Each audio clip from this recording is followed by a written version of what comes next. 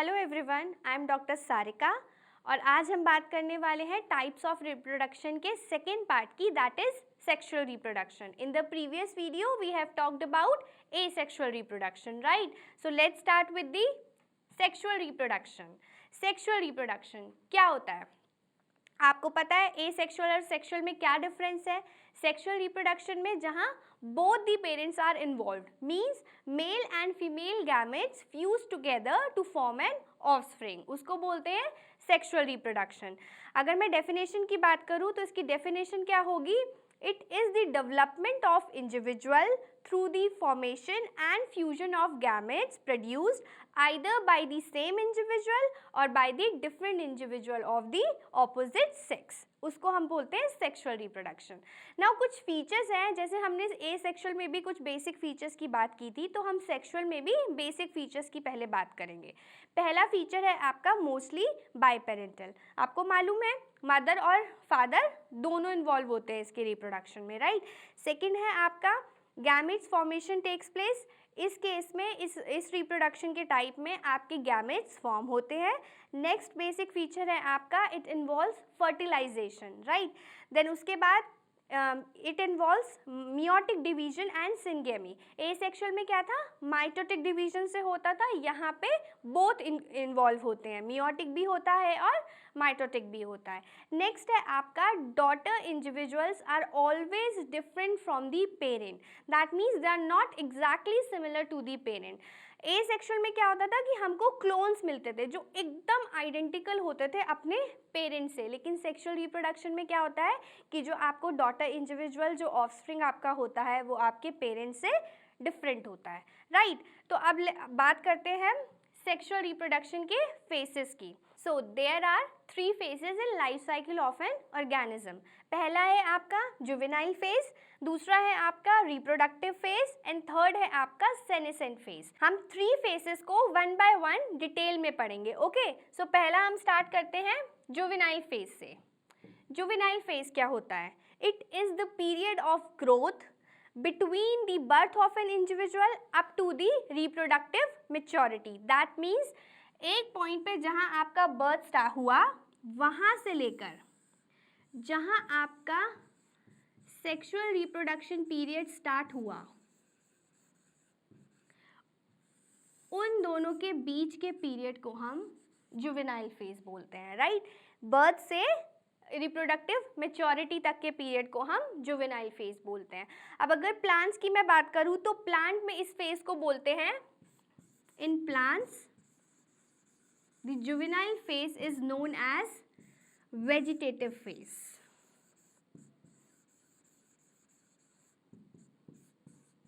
Right? Plants में इनको vegetative phase बोलते हैं.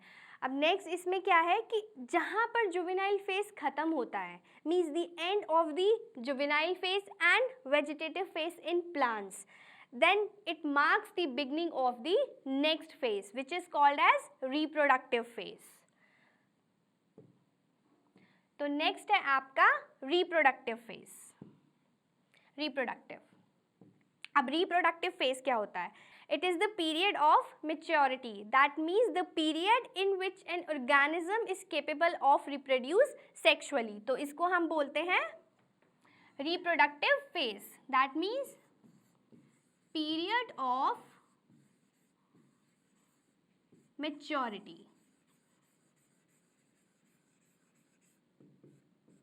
अब इसमें क्या होता है? जो reproductive organs होते हैं आपके, they develop, mature and are active during this phase.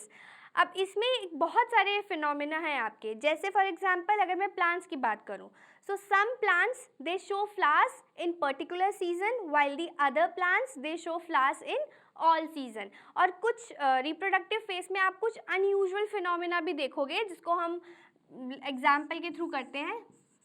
जैसे आपके अनयूजुअल फिनोमेना है, आपकी टेक्स्ट बुक पे भी इसके एग्जाम्पल दिए हुए हैं, 2 दिए हुए हैं. एक है आपका बेम्बू प्लांट. अब ये जो बेम्बू प्लांट है it show flowers once in a life time, means पूरी लाइफ में अपनी सिर्फ एक ही बार ये फ्लावर्स शो करता है, या मतलब एक्चुअली में जो है ये आफ्टर 500 ईयर्स बाद वो अपना फ्लावर शो करता है, so it is almost negligible. तो हम यही कहते हैं कि जो बेम्बू प्लांट होता है वो अपनी लाइफ टाइम में सिर्फ एक ही बार फ्लावर शो करता है। दूसरा एग्जाम्पल है आपका, मैं यहाँ लिख देती हूँ, स्ट्रोबिलेंथस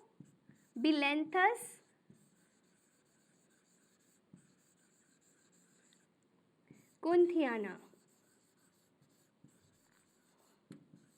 इसको हम नीला कुरंजी भी बोलते हैं। तो ये जो है ये क्या करता है कि ये 12 साल में 12 ईयर्स में एक बार फ्लावर शो करता है। तो ये दो आपके एग्जाम्पल्स थे जो अनयूजुअल फिनोमेना रिप्रेजेंट करते हैं रिप्रोडक्टिव फेज में, राइट। अब रिप्रोडक्टिव फेज जो है it again consist of 2 cycles. ये आपको दिख रहा होगा, एक है आपका मेंस्ट्रुअल साइकिल, एक है आपका ऊस्ट्रस साइकिल।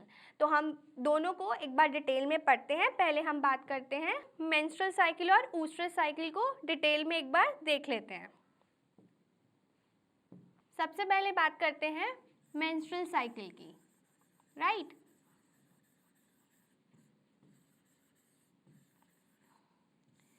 मेंस्ट्रुअल साइकिल क्या होता है? First of all it occurs due to the rise and fall of hormones. जब हॉर्मोन्स चेंज होते हैं इस साइकिल के प्रोसेस में।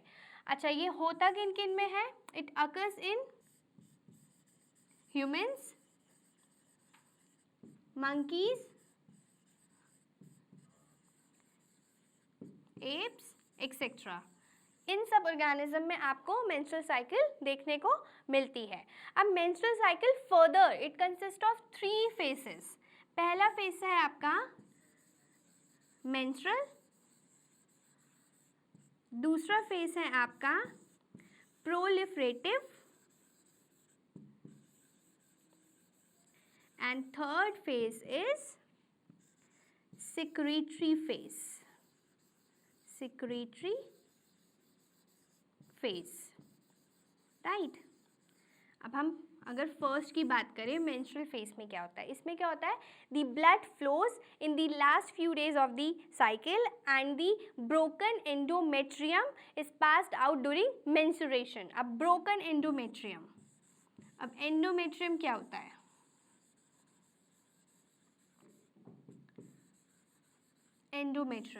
एंडोमेट्रियम जो है it is one of the star of the female reproductive system and playing key roles during the menstrual cycle as well as pregnancy. जो ये एंडोमेट्रियम होता है ये पियर शेप्ड ऑर्गन होता है, right, and that houses a developing baby, right. अब उसके बाद क्या होता है जो मेंस्ट्रुअल फेज में जो आता है, नेक्स्ट पॉइंट अगर मैं बात करूँ, पहला तो आपका हो गया कि blood flow in the last few days of the cycle.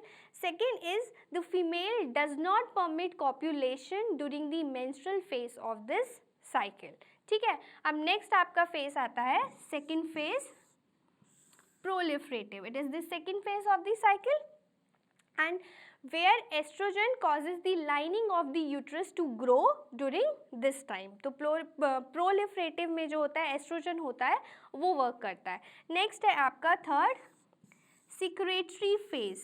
secretory में से secretory का मतलब सिक्रीट करना, तो इसको हम luteal phase भी बोलते हैं, luteal phase, which is the final phase of this cycle where pituitary hormones they causes the remaining parts of the dominant follicles to transform up to the or into the corpus luteum which produces progesterone, ठीक है। तो ये आपके 3 phases हैं menstrual cycle के।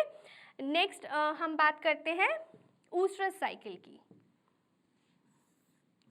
oostrous cycle, अब oostrous cycle it occurs in non-primates। non-primates के क्या क्या एग्जाम्पल्स हैं?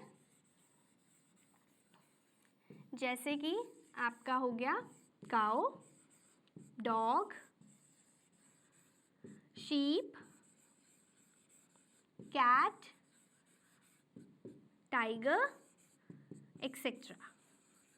तो ये जो साइकिल है ये नॉन प्राइमेट्स में देखने को हमको मिलती है। अब अगर मैं काउ की बात करूं तो it is a short period of oestrus और हीट, और अगर काउ में हम बात करते हैं तो ये जनरली 12 to 24 आवर्स के लिए होता है। मेंस्ट्रुएशन में क्या था कि ब्लड जो फ्लो करता है वो last few days of cycle होता है, यहाँ पे 12 to 24 आवर्स होता है। दूसरा पॉइंट इसका है कि मेंस्ट्रुएशन से अगर मैं कंपेयर करूँ तो मेंस्ट्रुएशन में ब्लड फ्लो करता था, here blood does not flow because the broken endometrium is रीएब्सॉर्ब्ड।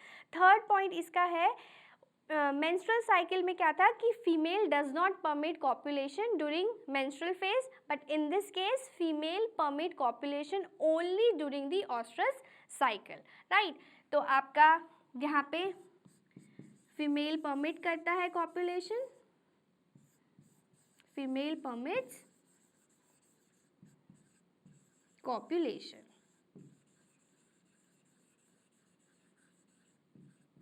Right. और नेक्स्ट पॉइंट है आपका in plants and animals the hormones are responsible for the transition between different phases of life cycle, and the interaction between hormones and environmental factors regulate the reproductive process.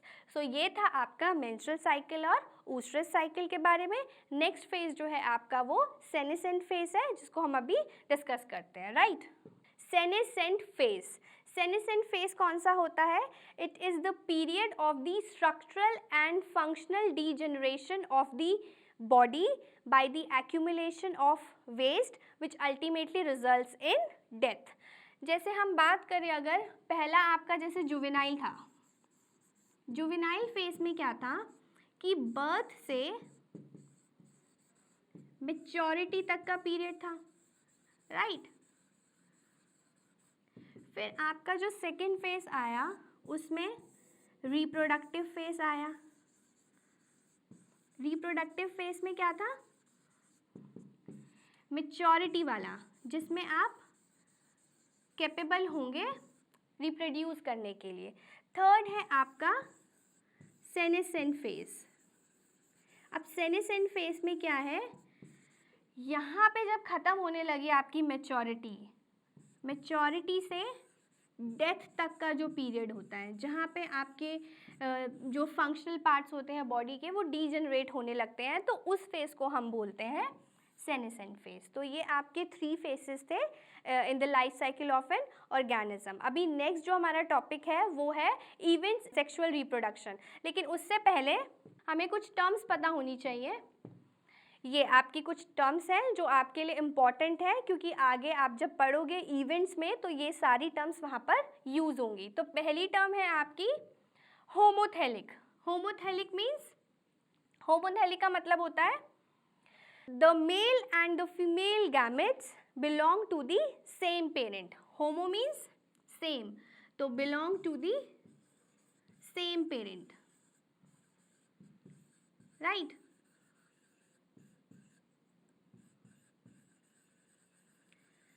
Then आपका आता है hetero. Hetero means different. So इसकी definition आपकी हुई the male and female gametes belong to the different parent. ये आपका different parent में belong करता है, करेक्ट। नेक्स्ट है आपकी हर्मोफ्रोडाइट, जिसको हम बोलते हैं बाइसेक्सुअल। अब इसमें क्या होता है, अगर मैं प्लांट्स की बात करूं तो प्लांट के केस में होगा that both the male and female reproductive organs occur on the same plant. और अगर मैं एनिमल्स की बात करूं तो इसमें होगा which possesses both male and female reproductive organ by the same individual.